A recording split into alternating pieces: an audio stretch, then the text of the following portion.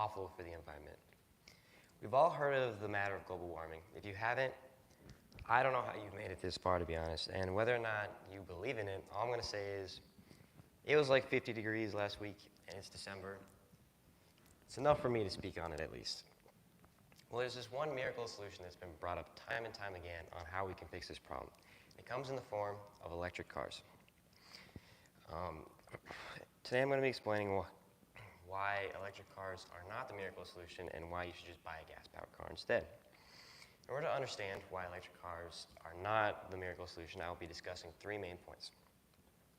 One, what causes, what emissions come from electric cars? Two, what problems it brings to the environment? And three, what solutions we can have instead of electric cars for safer travel. Many people who buy electric cars, they buy it because of the emissions that come from gas-powered cars. So they think it's a lot better for the environment. So this is the main point for people who buy electric cars. According to Georgette Kilgore, many people who buy electric cars, they buy it because of gas-powered cars. In fact, the average gas-powered car sedan emits anywhere between 8,000 and 10,000 grams of CO2 into the atmosphere per gallon. So this is the main reason. However, there's a big problem with this because this is a very surface-level analysis, and there are many emissions that still come out of electric cars. According to Isabella O'Malley with PBS, the largest source of electricity that we use to charge your Teslas and other electric cars usually is powered by natural gases, coals, and other things such as.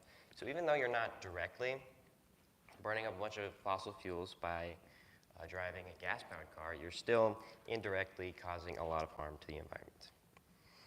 Now let's take a trip over to different places of the world, like the Democratic Republic of the Congo and our dear oceans. Cars, the only emissions that they make, as many people believe, is just the gas that comes out of the exhaust. However, there are a lot more levels to it. The production of these electric cars has a steep cost in a lot of different resources. According to Robert McKee and his article on deep sea mining,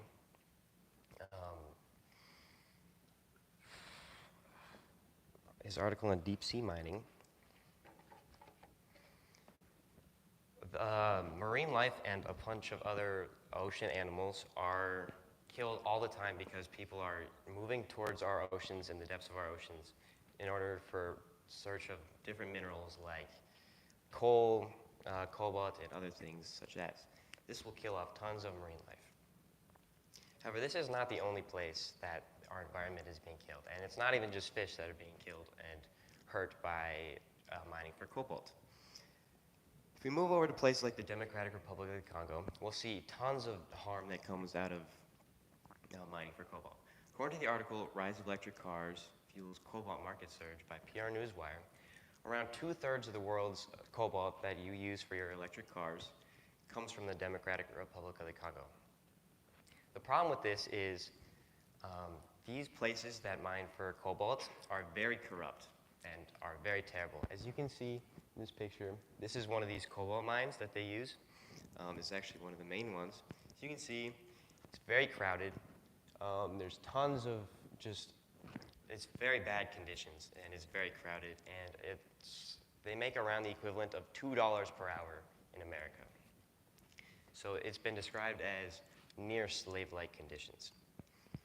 So whenever you buy an electric car, you're basically contributing to this terrible process of buying cobalt more and more.